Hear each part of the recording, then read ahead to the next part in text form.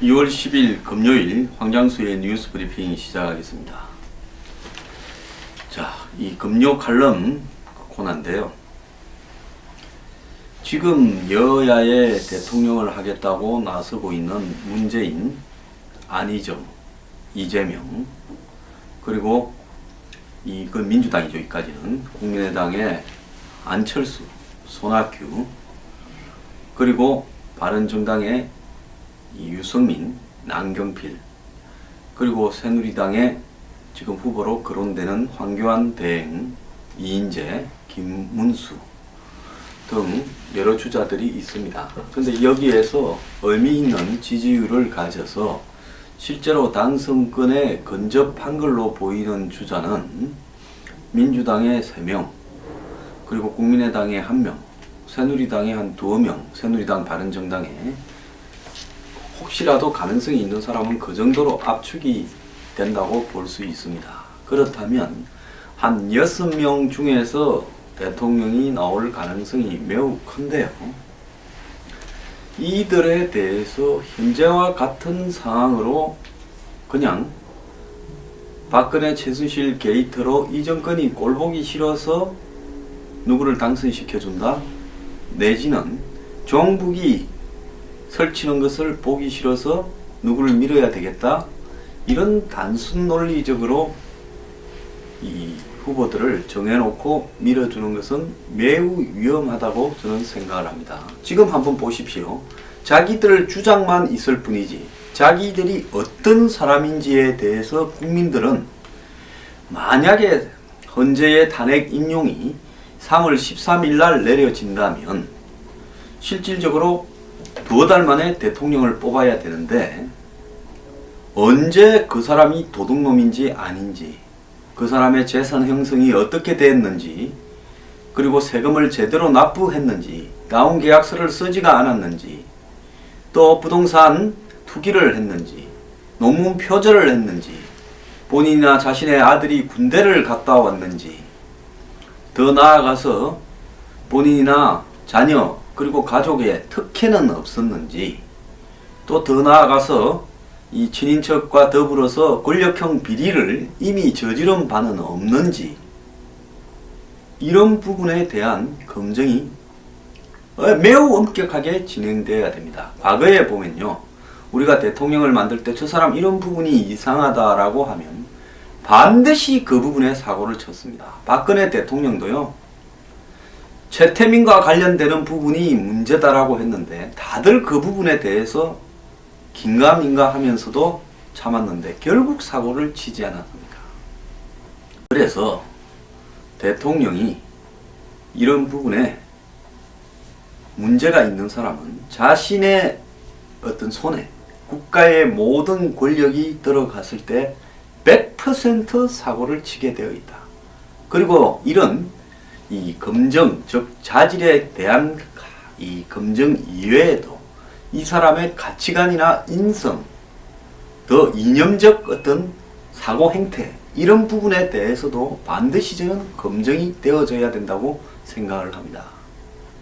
한때 주사파에 가담한 경력이 있다거나 한때 이 사회의 혁명을 도모한 경력이 있다거나 더 나아가서 극우적인 형태로 이 사회를 변모시키겠다라는 이런 부분도 배제되어야 된다고 저는 생각을 합니다. 그렇기 때문에 대선 후보들이 평균치의 상식과 그들에게 저는 많은 것들을 요구하지 않습니다. 정상적인 인성과 그 다음에 성실히 살아가는 국민의 가치관 정도는 가져야 되는 거 아니냐.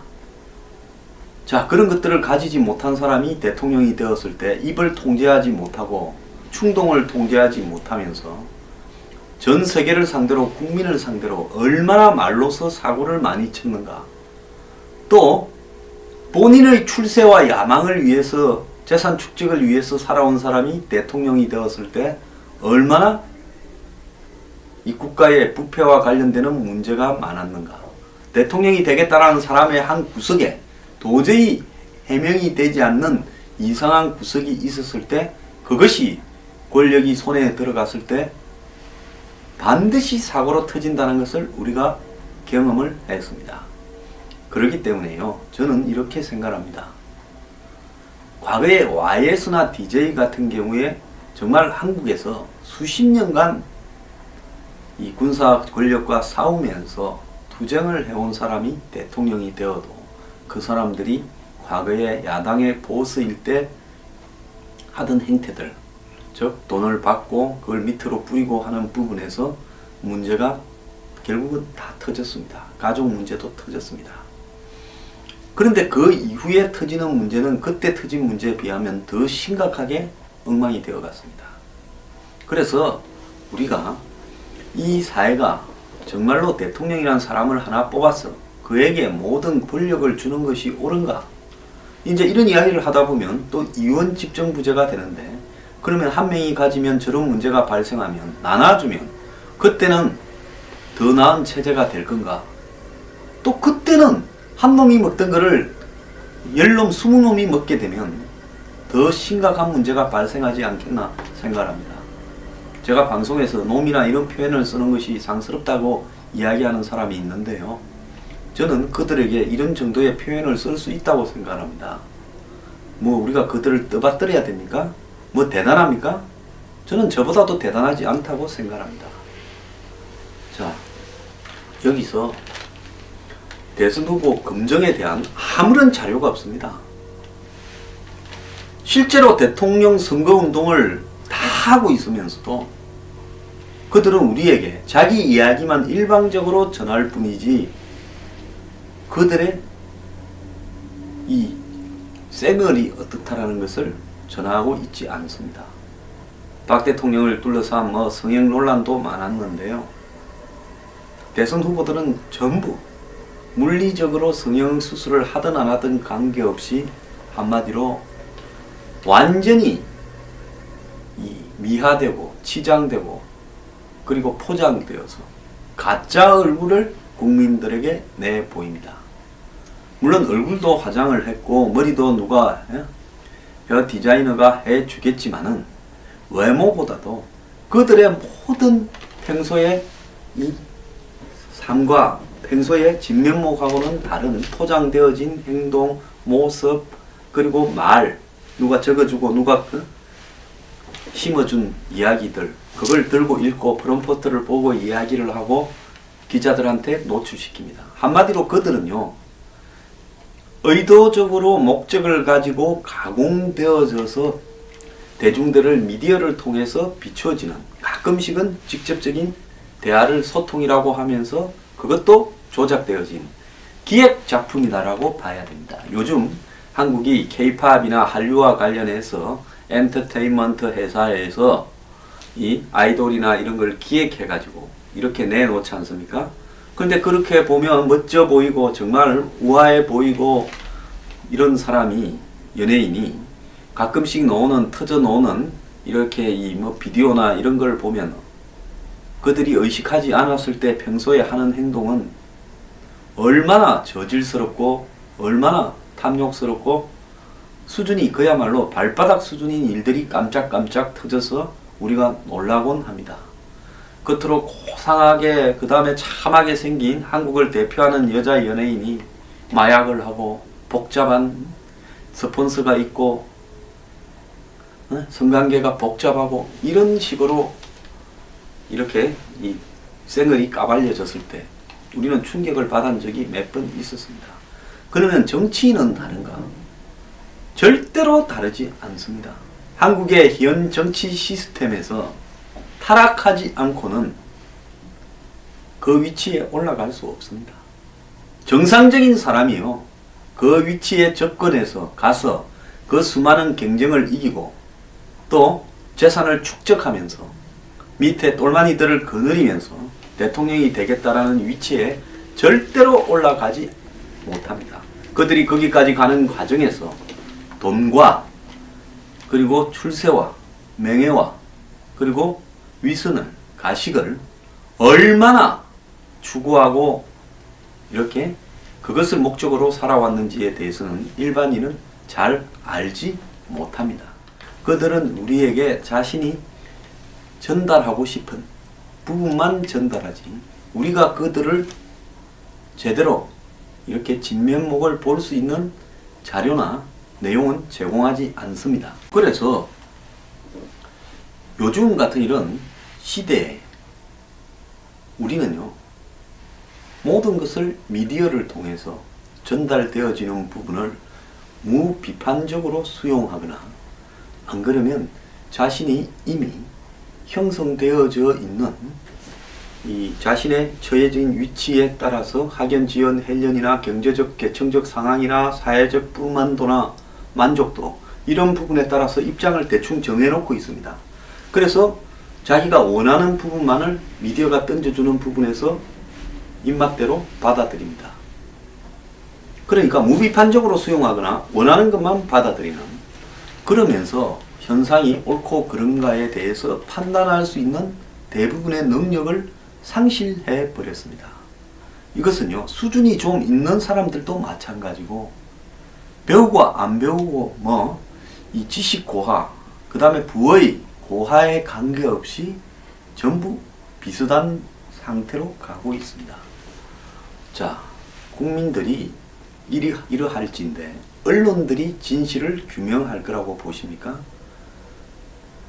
언론들은 전부 어딘가 대선 후보 쪽에 이쪽으로 저쪽으로 끈을 대 있습니다. 그들은요, 대선의 추이를 바라보면서 적당히 줄을 서고 조율할 뿐이지 그들이 정말로 국민들에게 대선 후보의 생을 던져주려고 하는 노력은 전혀 하지 않습니다. 제가 몇 차례 대선에서 언론을 통해서 진실을 좀 규명을 하려다가 그들이 제가 준 자료를 어떻게 장난을 치고 가지고 노는가를 보고 제가 이렇게 뉴스 브리핑을 직접 만들게 되는 결심을 하게 되었다는 겁니다. 자료 갖다 주면요, 바로 대선 후보 캠프에 갖다 줍니다.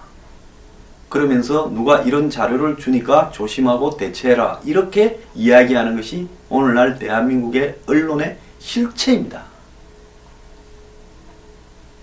자, 그렇다면 국민들은 대선 후보를 화장실로 끌고 가서 세면대에 얼굴을 쳐박고 물을 가득 받아서 강제적으로 씻겨가지고 생얼을 기어코 봐야 되는 겁니다. 그래서요, 선관위는 이렇게 이야기할 겁니다. 본격적인 대선 기간이 아니기 때문에 대선과 관련한 부분을 우리가 어떻게 할 수 없다. 그래서 이 후보들의 주요 프로필이나 재산이나 각종 정가기록부터 시작해서 선거에 나섰을 때 기본적으로 공개되는 자료조차도 아직 오픈을 할 이유가 없다, 이렇게 말할 겁니다. 자, 그렇다면 짧은 시간 안에 또 언론 쇼를 하고 또 주변에 좀비 같은 인간들을 수십만씩 거느리면서 바람을 잡고 촛불이니 태극기니 이 짓을 하다가 저는 결국은 대선 후보가 대세론에 의해서 되는 방향으로 끌고 갈 겁니다. 자, 절대로 이런 방식으로 올인을 시켜서는 안 된다는 거고요. 있는 그대로 까발려서 그들의 진면목을 다 노출시켜야 됩니다. 만약에 그런 게 까발려져서 문제가 있다면 어느 누구도 대통령이 되어서는 안 되죠. 저보고 자꾸 누구를 지지하느냐고 묻는 사람이 있는데요. 제가 누구를 지지하는가가 왜 궁금합니까? 저는 누구를 지지해야 되는 겁니까? 저는 저한테 그렇게 묻는 분들의 도대체 의도가 뭐고 무슨 생각에서 저한테 묻습니까? 분명히 이야기를 할게요. 누구도 지지하지 않습니다. 누구든 비판하고 까발리겠습니다. 이것이 제 목적입니다. 저는 찍을 사람 없으면 기권할 겁니다. 제가 대선 전날 이야기할게요. 이런 놈들을 놓고 표를 찍어야 되느냐. 나는 안 찍겠다. 만약에 찍을 놈 없으면요. 그러니까 그런 거 묻지 마십시오. 사람 수준을요, 그냥 똑같이 놓고 보지 말길 바랍니다. 자, 저는 대선 후보 제보를 받겠습니다. 대선 후보를 겪어본 분들 중에서 지금 오늘날 대통령 선거에 나가겠다라고 생각하는 인물들, 제가 앞에 열거 쭉 했죠. 다시 열거하지는 않겠습니다. 그 사람들의 주요 내용을 아시는 분은 미래경영연구소로 전화를 하시거나 찾아오시면 제가 실제로 의미 있는 자료라면 받아서 빠짐없이 공개하겠습니다. 그래서 대선 후보의 가족, 재산, 친인척, 더 나아가서 그 사람의 사상, 그리고 비리, 사생활 등 모든 관계에 대해서 알고 있는 내용이 있다면 국민을 위해서 미래경영연구소 뉴스 브리핑으로 연락을 해 주시기 바랍니다. 이 제보를 당부드리는 건데요. 국민들의 노력이 모여서 집단 지성을 이루고 그 속에서 대통령이 되었으면 안 될 사람들을 하나씩 날려야 됩니다. 지난 2012년에는 제가 많은 제보를 받았는데요. 이번에도 많은 제보를 정말로 당부드립니다. 저 사람들이 살아오는 과정에서요, 대통령이 되겠다라고 생각하지 않았을 때 저질렀던 일도 있을 거고, 권력을 추구하면서 저질렀던 일도 있을 겁니다.